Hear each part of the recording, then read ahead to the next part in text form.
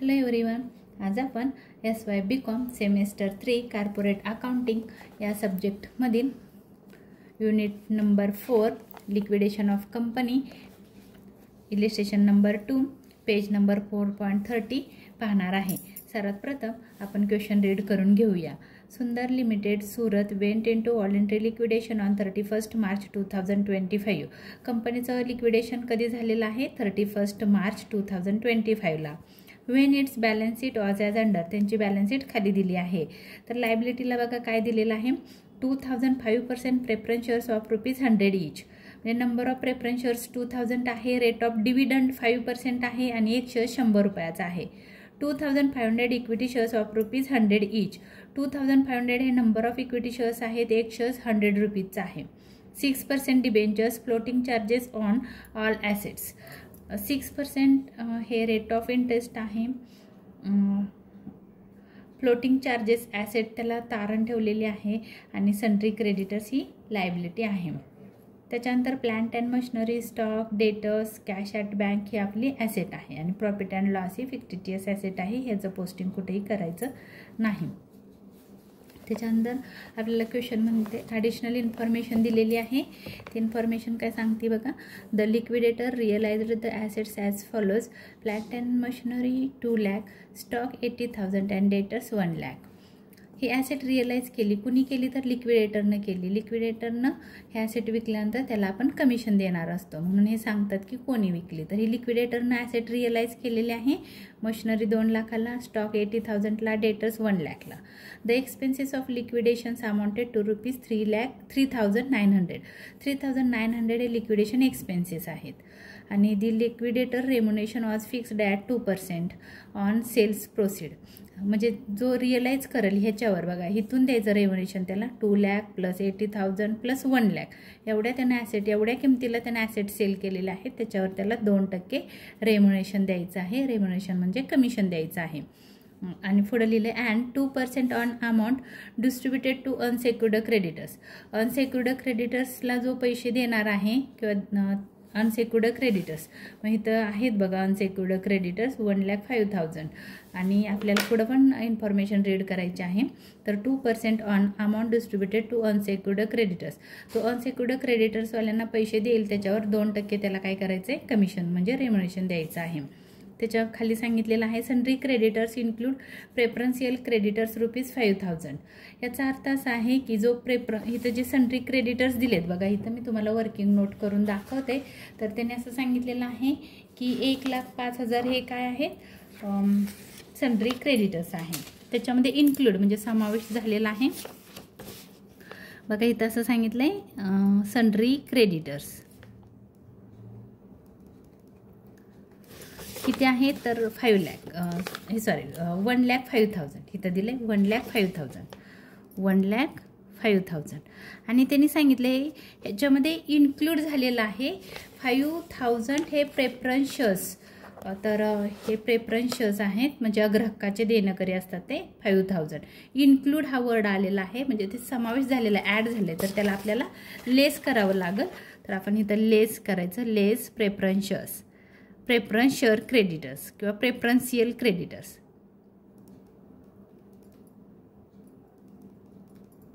Preferential creditors amount आहे त्याची 5,000। 5,000 आपण लेस केले तर 1 लाख रुपीज राहतात, हे आहेत अनसेक्युर्ड क्रेडिटर्स। अनसेक्युर्ड क्रेडिटर्स म्हणजे हे लक्षात ठेवा की अनसेक्युर्ड क्रेडिटर्स किती आहेत 1 लाख आणि प्रेफरन्शियल क्रेडिटर्स आहेत 5,000। तर आपल्याला इथं रेम्युनेशन देताना आता हे पण लक्षात ठेवा की हे जे प्रेफरन्शियल क्रेडिटर्स असले तरी पण ते अनसेक्युर्डच आहे, त्याच्यावर काही तारण नाही आहे। आणि हे पण 1 लाख जे आले हे अनसेक्युर्ड क्रेडिटर्स म्हणजे सन्ड्री क्रेडिटर्स आहेत। हे 1 लाख सन्ड्री क्रेडिटर्स आहेत, 5,000 प्रेफरन्शियल क्रेडिटर्स आहेत आणि टोटल अनसेक्युर्ड क्रेडिटर्स 1,05,000 आहेत। म्हणजे याच्यावर कोणत्याही प्रकारचं तारण नाही किंवा गहाण काही ठेवलेलं नाही। म्हणजे दोन्ही पण हे प्रेफरन्शियल क्रेडिटर्स आणि हे अनसेक्युर्ड क्रेडिटर्स, हे दोन्ही पण अनसेक्युर्ड क्रेडिटर्स आहेत आणि ह्याच्यावर आपल्याला 5,000 वर 2% रेम्युनेशन द्यायचं आहे आणि ह्या 1 लाख वर 2% रेम्युनेशन द्यायचं आहे। 2% रेम्युनरेशन. हे त्याला आपल्याला काय करायचं आहे, लिक्विडेटरला पैसे द्यायचे आहेत. तर आपण हे काढून ठेवू शकतो. अमाऊंट किती येते आहे बघा, 5000वर 2%. 5000वर 2% आपण अमाऊंट काढूया. 5000 इंटू 2% अमाऊंट आहे 100 रुपीज. हे आहे रेम्युनरेशन. हे काय आहे, लिक्विडेटरचा रेम्युनरेशन. आणि 1 लाखवर 2% इंटू 2% अमाऊंट आहे 2000. तर हे 2000 पण त्याचा रेम्युनरेशन आहे. तर तुम्हाला अशा पद्धतीने त्याला रेम्युनरेशन द्यायचं आहे. हे 2000 आणि 100 म्हणजे हे वेगवेगळं मेन्शन करायचं आहे आन्सरमध्ये. हा रेम्युनरेशन आहे. तर हे लक्षात ठेवा. पुढे आपल्याला इन्फॉर्मेशन दिलेली आहे. Preference share dividend was paid up to 31 March 2025. म्हणजे जे प्रेफरन्स शेअर्सचं डिव्हिडंड आहे बघा, आता इथं काळजीपूर्वक नीट बघा. प्रेफरन्स शेअर्स किती आहेत बघा, इथं 5% हा रेट ऑफ डिव्हिडंड आहे. 2 लाखावर 5% त्याला डिव्हिडंड द्यायचा आहे. कोणाला, तर प्रेफरन्स शेअर्सला. आणि त्यांनी असं सांगितलं की प्रेफरन्स शेअर्सचा जो डिव्हिडंड आहे तो असं सांगितलं इथं, preference shares dividend was paid up to 31 March 2025. 31 March 2025 पर्यंत दिलेला आहे. 23 पर्यंत, 31 मार्च 2023 पर्यंत. आणि liquidators made all payment on 1 October 2025. ही जी शेवटची लाईन आहे म्हणजे कुठली, तर ही 1 ऑक्टोबर 2025 हे डिबेंचर होल्डरसाठी असते. ही लक्षात ठेवायचं. हे फक्त डिबेंचर्स पेड करताना आपण ह्याचा विचार करणार आहोत. आणि हे जी सांगितले 31 मार्च 2025 म्हणजे इथपर्यंत फुल स्टॉप आहे बघा, इथपर्यंत आहे. हे प्रेफरन्स शेअर होल्डरांसाठी आहे. तर प्रेफरन्स शेअर होल्डर किती आहेत आपण कॅल्क्युलेशन करूया. तर प्रेफरन्स शेअर होल्डर आहे नंबर ऑफ 2 लाख. तर इथं मी तुम्हाला कॅल्क्युलेशन करून दाखवते. ॲडजस्टमेंट नंबर ही 1 होती, ही adjustment number 2. Preference share holder काय सांगितलेलं आहे, प्रेफरन्स शेअर होल्डर किंवा प्रेफरन्स शेअर कॅपिटल म्हणूया आपण. किती होतं तर 2 लाख. इथं आहे बघा 2 लाख कॅपिटल होतं. रेट ऑफ डिव्हिडंड आहे 5%. 2 लाखावर 5% इंटू 5%. किती येतं आहे बघा, ह्या 2 झिरोला हे 2 झिरो गेले, 5 2 जा 10 आणि किती झिरो राहिले, 1 2 3 1 2 3 10,000 आहे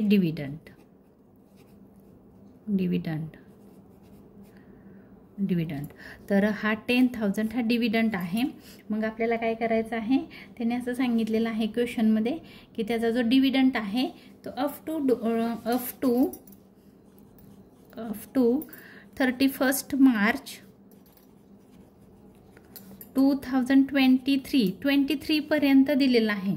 मग आता त्याच्यानंतरचा डिव्हिडंड द्यायचा राहिला आहे. म्हणजे किती द्यायचा राहिला बघा, 2023. आपलं हे जे इयर आहे ते 2025 आहे. म्हणजे बघा हे 2023 31 मार्च 2023 पर्यंत दिला. म्हणजे पुढचं इयर आहे, पुढचं आपलं इयर असणार आहे 1 एप्रिल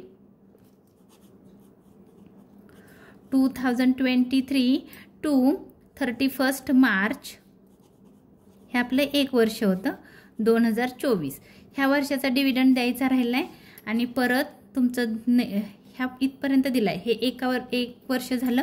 त्याच्यानंतर परत येईल 1 एप्रिल 2024 ते 31 मार्च 2025. हिथं आपलं इयर संपल बघा 2000. म्हणजे ह्या वर्षाचा पण हे 1 इयर आणि हे दुसरं वर्ष. म्हणजे ह्या 1 वर्षाचा आणि ह्या वर्षाचा असं 2 वर्षाचा तुमचा डिव्हिडंड द्यायचा राहिला आहे. मग 1 वर्षाचा डिव्हिडंड आहे 10,000. 2 वर्षाचा किती, 10,000 इंटू 2 इयर्स डिव्हिडंड. तर अमाऊंट किती येते, 2 1 जा 2 1 2 3 4 1 2 3 4 20,000 हा टोटल डिव्हिडंड आहे. टोटल डिव्हिडंड आपल्याला 2,000 20,000 रुपीज द्यायचं आहे. प्रिन्सिपल प्लस डिव्हिडंड आपल्याला पेड करावा लागतो. तर ही आहे आपली वर्किंग नोट. तर जेव्हा पेमेंट ऑर्डर येईल तेव्हा आपण ते लिहिणार आहोत. आणि जी अजून एक सांगितलेलं आहे की जे liquidators made all payment on 1 October 2025. म्हणजे इथं क्वेश्चनमध्ये अशी इन्फॉर्मेशन दिली की जे लिक्विडेटरनं ऑल पेमेंट केलेलं आहे, म्हणजे इथं डिबेंचर्स लक्षात ठेवायचं. तर त्यांचं देणं कधी पेड केलेलं आहे 1 ऑक्टोबर 2025. तर इथं बघा आता तुमच्या क्वेश्चनमध्ये ना डिबेंचर्स दिलेले आहेत. डिबेंचर्स किती आहेत बघा इथं 50,000 आणि रेट ऑफ इंटरेस्ट आहे त्याचा 6%. तर आपण त्याचं वर्किंग करूया.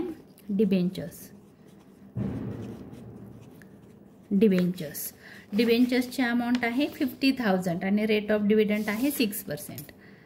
50,000 अँड 6% डिबेंचर्स. तर मग आपल्याला काय करायचं आहे बघा इथं त्यांनी सांगितलंय की कधीपर्यंत पेमेंट केलेलं आहे. तर 1 ऑक्टोबर 2025ला.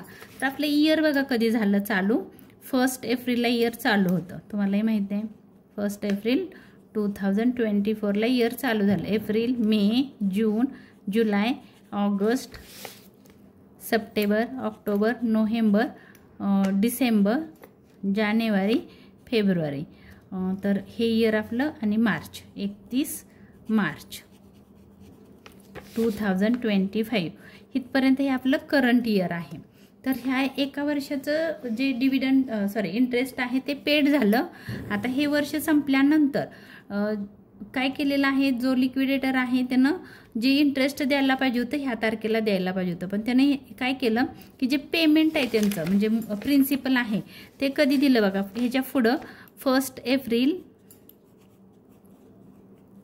2025ला नेक्स्ट इयर चालू होतं. April, May, June, July, August, September आणि मला वाटतं त्यांनी सांगितलं 1 ऑक्टोबर 2025. नंतर ह्याच्या पुढं ऑक्टोबर, नोव्हेंबर, डिसेंबर, जानेवारी, फेब्रुवारी नेक्स्ट इयर आहे हे. तर त्यांनी काय केलेलं आहे की जो डिव्हिडंड आहे तो काय केलेला आहे 6 मंथचा ह्या दिलेला नाही असं लिहिलंय त्यांनी की पेमेंट कधी केलं हे नेहमी तारीख लक्षात ठेवायची. ह्या तारखेपासून इथपर्यंत यायचं जी तारीख दिली ती. तर किती महिने बघा 1 2 3 4 5 6. आता 1 ऑक्टोबर आहे म्हणजे ऑक्टोबर महिना पकडायचा नाही कारण ह्या महिन्याचा आपण इंटरेस्ट देणार नाही. म्हणून किती महिने झाले तर 6 मंथ म्हणजे 50,000 इंटू 6%. 6% क्वेश्चनमध्ये लिहिलेलं आहे. हे क्वेश्चनमधले 50,000 हे 6% डिव्हिडंड इंटू किती महिने तर 6 मंथ. 6 मंथ एका वर्षात 12 महिने असतात म्हणून डिवाइड बाय 12. हे तुम्ही कॅल्क्युलेट करू शकता आणि आन्सर तुम्ही काढू शकता बघा. 6 1 जा 6, 6 2 जा 12, 2 1 जा 2, 2 3 जा 6. ह्या 2 झिरोला हे 2 झिरो गेले. 5 3 जा 15 आणि 1 2 1,500 हे झालं इंटरेस्ट. कशाचं आहे तर इंटरेस्ट ऑन डिबेंचर्सवरचं व्याज. हे 50,000 रुपये पण पेड करायचे आहेत आणि हे 1,500 पण आपल्याला द्यायचे आहेत. तर त्यांची जेव्हा पेमेंट ऑर्डर येईल तेव्हा आपण त्यांना देऊ. तर हे झालं आपला क्वेश्चन रीड करून. पुढे सांगितलेलं आहे prepare the liquidators final statement of accounts. म्हणजे आपल्याला final statement of account prepare करायचं आहे. तर मी इथं हे असं आखून घेतलेलं आहे. नाव देताना पूर्ण नाव द्यायचं आहे. नाव काय देणार आहात तुम्ही liquidators final statement of account of the winding up of Sundar Limited Surat in all entry liquidation liquidated on 31st March 2025. He receipt side आहे. इस्टिमेटेड व्हॅल्यू म्हणजे तुमच्या क्वेश्चनमध्ये जी दिलेली व्हॅल्यू आहे ॲसेटची ह्या साईडला ॲसेट येते. रिसीट म्हणजे ॲसेट विकून पैसे येतात म्हणून ह्या ॲसेटची जी ही व्हॅल्यू दिली ही इस्टिमेटेड व्हॅल्यू आहे. आणि रिअलाइज्ड व्हॅल्यू कुठली असते तर ही रिअलाइज्ड व्हॅल्यू असते.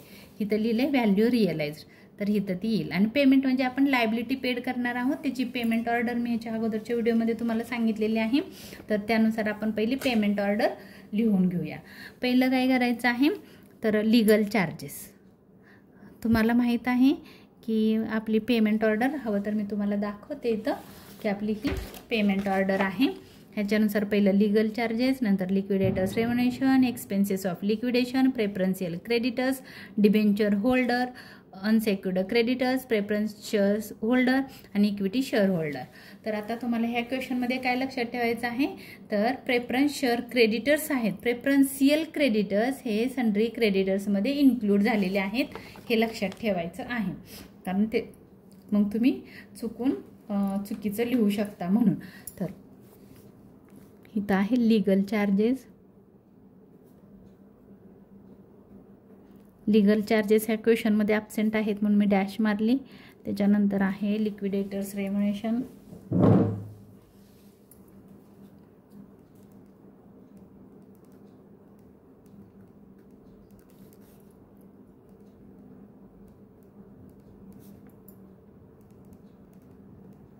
आता क्वेश्चन नीट बघायचा, काय काय कुठल्या पद्धतीचं रेम्युनेशन आहे. तर 2 टाईप्समध्ये त्याला रेम्युनेशन दिलं आहे. ॲक्च्युली 3मध्ये आहे बघा. 2% फिक्स आहे आणि 2% ऑन अनसेक्युर्ड क्रेडिटर्स. अनसेक्युर्डमध्ये प्रेफरन्शियल क्रेडिटर्स आहेत 5000. आपण आता कॅल्क्युलेशन केलेलं होतं, म्हणजे 3 टाईप्समध्ये त्याला आपल्याला लिक्विडेशन रेम्युनेशन द्यायचं आहे. म्हणजे कुठलं बघा, हे सन्ड्री क्रेडिटर्सवर ह्याच्यावर 5000वर 100 रुपीज येईल, 1 लाखवर 2000 येईल. हे आहे अनसेक्युर्ड क्रेडिटर्सवरचा रेम्युनेशन. तर आपण इथं जागा सोडताना व्यवस्थित लिहायचं आहे. इथं आपण म्हणणार आहोत एक आहे फिक्स. मला वाटतं फिक्समध्ये सांगितलेलं आहे त्यांनी 2% ऑन सेल्स प्रोसीड.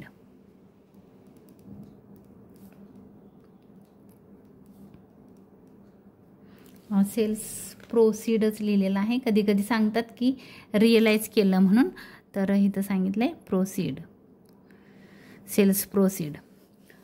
तर त्याच्यानंतर आपल्याला सांगितलेलं आहे सेल्स प्रोसीड. ह्याला आपण ना थोडीशी तर जागा सोडूया, किती सेल्स प्रोसीड किती झाले ते लिहिण्यासाठी. ही पहिलं आहे. दुसरं आहे इथं प्रेफरन्शियल क्रेडिटर्स. त्याची अमाऊंट आपल्याला माहिती आहे, आपण कॅल्क्युलेशन केलं आहे 5000वर इंटू 2%. आणि अमाऊंट पण आपण शोधलेली होती 100 रुपीज. आणि परत पाहिजे तर दाखवते तुम्हाला, पण इथं लिहिलेलं आहे 5000वर 2% 100 रुपीज आणि 1 लाखवर 2% 2000 रुपीज. तर मी इथं लिहून घेणार आहे ते. तिसरा आहे अनसेक्युर्ड क्रेडिटर्स किंवा आपण इथं म्हणू सन्ड्री क्रेडिटर्स. आपण रेम्युनेशन देतोय, त्यांना नाही पेमेंट केलं, हे लक्षात ठेवा. इथं आहे 2000.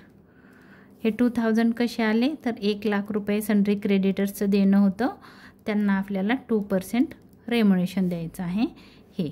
तर आता सेल्स प्रोसीड कुठून काढायचं, तर हे नेहमी लक्षात ठेवा, इथून टोटल करायची. चुकूनसुद्धा तुमच्या ॲन्सरमध्ये जाऊ नका. तर 2 लाख, हे 80,000 आणि हे 1 लाख किती झाले बघा. हे 2 आणि 1 3 लाख, 3,80,000, 3,80,000 इंटू 2%. तर 3,80,000वर 2% किती येतं आहे बघू आपण. 3,80,000 इंटू 2%. अमाऊंट आहे 7,600.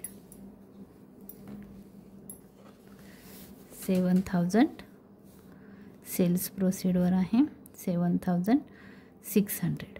टोटल रेम्युनेशन किती येतं बघा, 6 आणि 1 7, 700. आपण इथं लिहू रेम्युनेशनच्या समोर 700, 7 8 9, 9,700 रुपीज हा त्याचा रेम्युनेशन आहे. हे आपण इन्फॉर्मेशनवरून लिहिलं. तर आता आपल्याला बघा इकडं आपण हे पेमेंट ऑर्डर अगोदर लिहून घेऊ आणि नंतर मग इकडं ॲसेट पण लिहिणार आहोत. तर नेक्स्टमध्ये काय काय दिलं आहे बघा. हे लिगल चार्जेस ॲब्सेंट होतं, रेम्युनेशन आपण दिला. त्याच्यानंतर आपली पेमेंट ऑर्डर आपण बघूया. पेमेंट ऑर्डरमध्ये काय आहे, तर पेमेंट ऑर्डरला आपण बघा लिगल चार्जेस नाही आहेत, रेम्युनेशन दिला, एक्सपेन्सेस ऑफ लिक्विडेशन. तर नेक्स्ट नंबर आहे बाय एक्सपेन्सेस ऑफ लिक्विडेशन.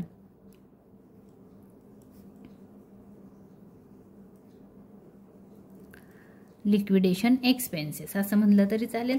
तर तुमच्या क्वेश्चनमध्ये आहेत लिक्विडेशन एक्सपेन्सेस. इथं दिलं आहे बघा, कुठं वाचलं, हां इथं आहे बघा. The expenses of liquidation amounted to ₹3,900. तर 3,900 इथं आहे 3,900 हे आपण देऊन टाकलं. त्याच्यानंतर आहे क्वेश्चनमध्ये पेमेंट ऑर्डरमध्ये बघायचं आहे हे एक्सपेन्सेस लिक्विडेशन प्रेफरन्शियल क्रेडिटर्स. त्याच्यानंतरचा नंबर आहे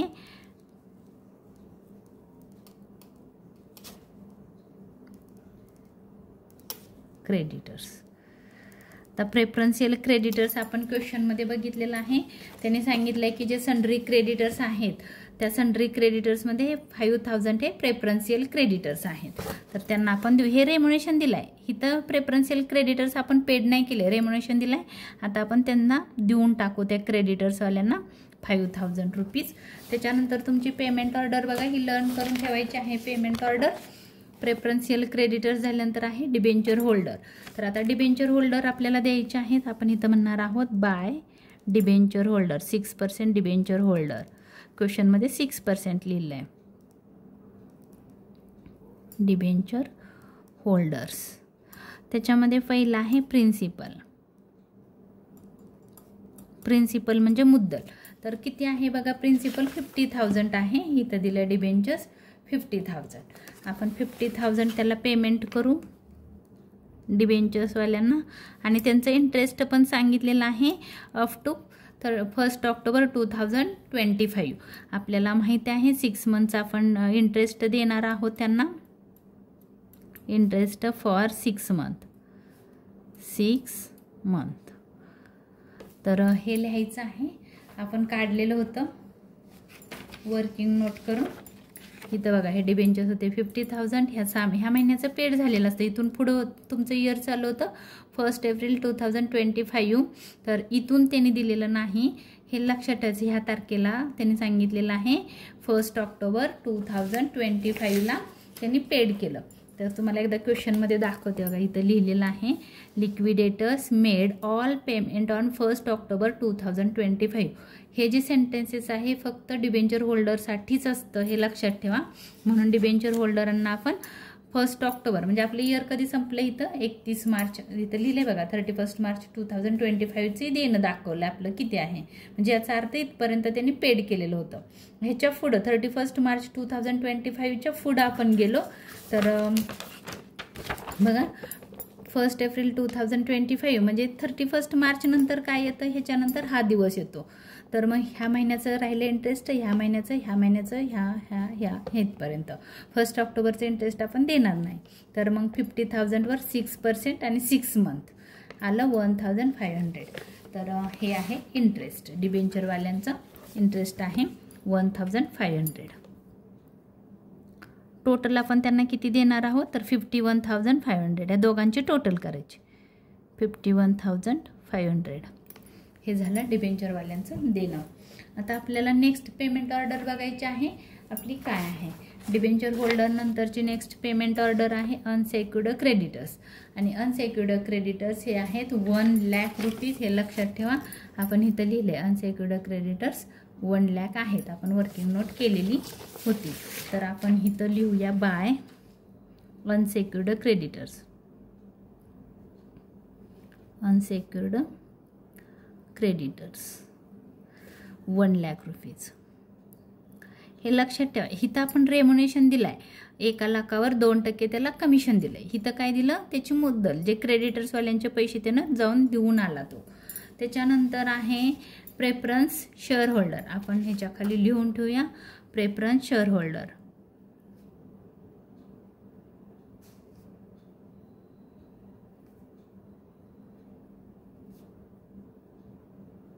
शेअर होल्डर एक आहे प्रिन्सिपल आणि दुसरा आहे डिव्हिडंड. ह्याला देताना थांबायचं. आपल्याकडे पैसे किती आहेत ते बघायचे आणि मग प्रेफरन्स शेअर होल्डरांना पैसे द्यायचे. कारण preference share holder is a owner of a company. ते कंपनीचे ओनर असतात. इक्विटी शेअर होल्डर आणि प्रेफरन्स शेअर होल्डर ह्यांचे पैसे नाही दिले तरी चालतात. पण ही जी वरची पेमेंट ऑर्डर आहे ते आपल्याला द्यावी लागते कारण ती थर्ड पार्टी लायबिलिटी आहे म्हणून. तर त्याच्यानंतरचा शेवटचा नंबर इक्विटी शेअर होल्डरांचा आहे. पैसे राहिले तर आपण इक्विटी शेअर होल्डरांना देणार आहोत. जर पैसे नाही राहिले तर ह्यांना पैसे देणार नाही. तर काय करू आता आपण बघू ॲसेट रिअलाइज करून आपल्याकडे किती पैसे आले. तर सगळ्यात पहिलं रिसिप्ट साईडला जायचं आहे आणि तुमच्या क्वेश्चनमध्ये जे कॅश ॲट बँक लिहिलेलं आहे ते लिहायचं आहे 52,000. तर आपण इथं लिहू कॅश बॅलन्स किंवा तुम्ही डायरेक्ट पण म्हणू शकता to cash at bank.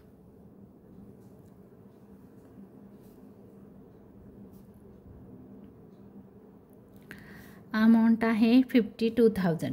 Estimated value म्हणजे क्वेश्चनमध्ये दिलेल्या बॅलन्स शीटला त्याची मूळ किंमत होती 52,000 आणि ती विकली जात नाही, रिअलाइज होत नाही, म्हणून त्याची व्हॅल्यू रिअलाइज व्हॅल्यू पण तेवढीच राहते. आता बघायचं आहे तुम्हाला की कोणकोणत्या ॲसेट्स रिअलाइज झालेत. तर plant and machinery, stock and debtors ही तीनच नावं इथं येणार आहेत. Plant and machinery, stock and debtors. मग आपण त्याला म्हणणार आहोत to asset realise. Assets realised. त्याच्यामध्ये पहिलं नाव आहे प्लांट अँड मशिनरी. जे तुमच्या ॲडजस्टमेंटमध्ये दिलं आहे तेच नावं लिहायची इथं. Plant and machinery. त्याच्यानंतर ॲडजस्टमेंटमध्ये सांगितलेलं आहे स्टॉक अँड डेटर्स. स्टॉक आणि तिसरं आहे डेटर्स. तर त्यांच्या व्हॅल्यू चेंज झालेल्या आहेत. तर पहिलं बघायचं, आपण नाव लिहिले प्लांट अँड मशिनरी. त्याची इस्टिमेटेड व्हॅल्यू म्हणजे क्वेश्चनमध्ये दिलेली व्हॅल्यू.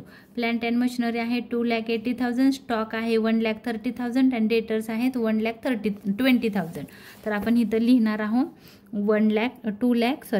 2,80,000 estimated value. स्टॉक आहे 1,30,000 आणि डेटर्स आहेत 1,20,000. आता ते रिअलाइज कितीला झाले, विकले कितीला, तर ते तुम्हाला ॲडजस्टमेंटमध्ये लिहिलेलं आहे 2,80,000 आणि 1,00,000. 2,00,000 रुपीज, 80,000 रुपीज अँड 1,00,000 रुपीज. ही आहे त्याची रिअलाइज्ड व्हॅल्यू. आता काय झालं, हे झालं तुमची एवढे पैसे तुमच्याजवळ आहेत आणि हे तुम्हाला पेमेंट करायचं आहे. अजून आपल्याला प्रेफरन्स शेअर होल्डरांना आणि इक्विटी शेअर होल्डरांना पैसे द्यायचे आहेत. तर मग आपण काय करणार आहोत, आपल्याकडे पैसे किती आहेत ते आपल्याला वर्किंग नोट करावी लागेल आणि मग आपल्याला कळेल की आपण किती पैसे देऊ शकतो, बॅलन्स किती आहे. तर आपण एक वर्किंग नोट करूया. त्याच्यामध्ये बघायचं आहे आपल्याला की आपल्याकडं ॲसेट विकून किती पैसे आले. बघा ह्याची टोटल करूया आपण ॲसेट रिसिप्टची. इथं दाखवते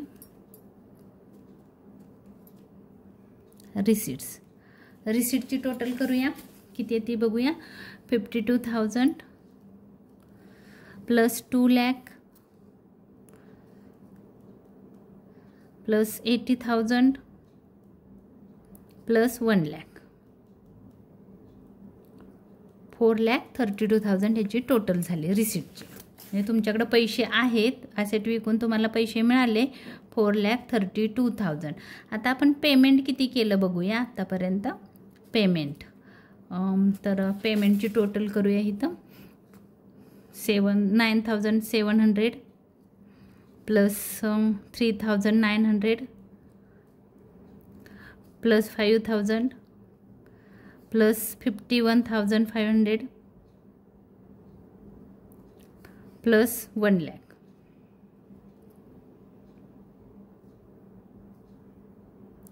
1,70,100. 1,70,100 म्हणजे तुमच्याकडे पैसे आहेत. किती आहेत बघूया आपण.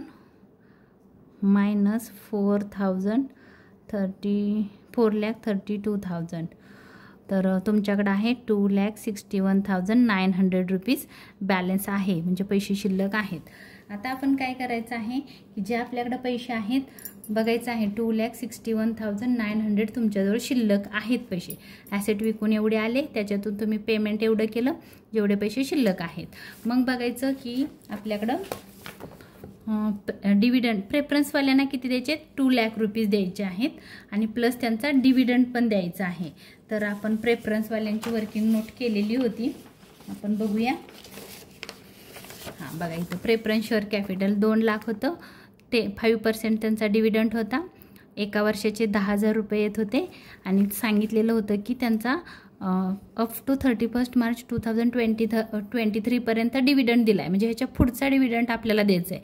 म्हणजे 23-24 हे एक इयर आहे, ह्या वर्षाचा डिव्हिडंड राहिला आणि 24-25 हे आपलं एंडिंग इयर आहे. ह्या वर्षाचा एक डिव्हिडंड, म्हणजे 1 आणि 2 2 वर्षाचा डिव्हिडंड राहिला, म्हणून आपण लिहिलं एका वर्षाला 10,000 डिव्हिडंड आहे, 2 वर्षाचा 20,000 डिव्हिडंड आहे. म्हणजे प्रिन्सिपल आहे त्यांचं 2 लाख आणि डिव्हिडंड आहे त्यांचा 20,000. आपण देऊ शकतो का बघा. बरं, त्यांचा प्रिन्सिपल आहे 2 लाख 2 लाख रुपीज आणि डिव्हिडंड आहे 20,000 रुपीज. आपण देऊ शकतो का? देऊ शकतो. 2,20,000. आपल्याकडे पैसे भरपूर आहेत.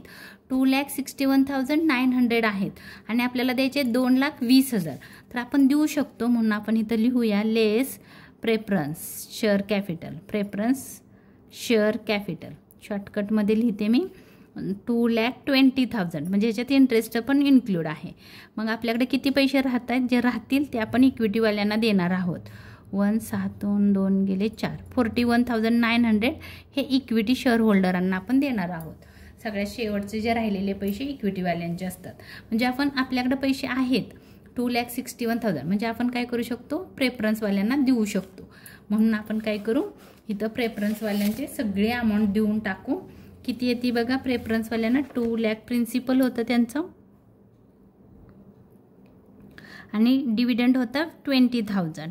म्हणजे टोटल आपण पेड केले शेअर होल्डरांना, प्रेफरन्स शेअर होल्डरांना 2,20,000 आणि जी रिमेनिंग अमाऊंट आहे त्याला आपण म्हणणार आहोत equity share holder. Equity share holder. तर आपण काय केलं बघा, आता किती पैसे राहिले त्यांना द्यायला आपल्याजवळ बॅलन्स आहे 41,900. तर ही जी अमाऊंट आहे ही आपण कुणाला देणार आहोत, तर इक्विटीवाल्यांना देणार आहोत. आता मी इथं लिहिते इक्विटीवाल्यांना देणार आहे 41,900. मग आता बघायचं एका शेअर होल्डरला किती.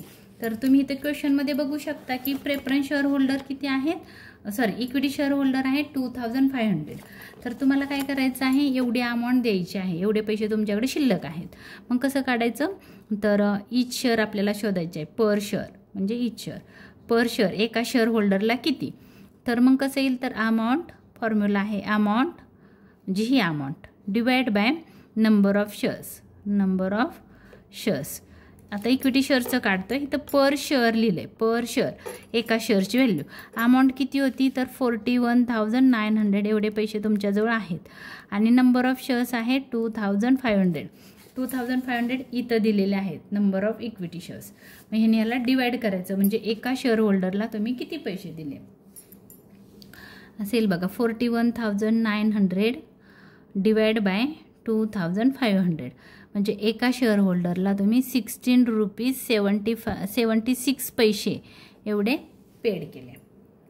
तर मग तुम्हाला हे जर नाही करता आलं तर तुम्ही इथपर्यंतच करा, जे आता मी लिहिलेलं आहे बुकमध्ये एवढं तुम्ही लिहिलं तरी चालेल. आणि जर तुम्हाला हे जर वर्किंग करता आलं तर लिहायचं आपल्याकडे किती अमाऊंट होती, 41,900 divide by 2,500 is equal to 16 rupees 76 पैसे. हे झालं तुमचं इथं वर्किंग.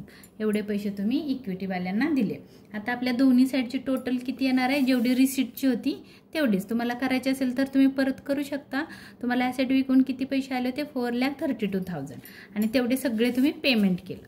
म्हणजे इथं टोटल येणार आहे 4,32,000.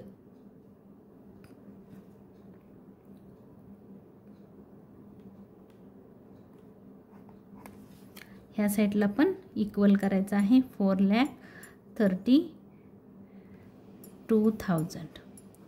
ही झाली आपल्या क्वेश्चनचं आन्सर. तर हा जर माझा व्हिडिओ तुम्हाला आवडला असेल तर लाईक करा, शेअर करा, सबस्क्राईब करायला विसरू नका. धन्यवाद.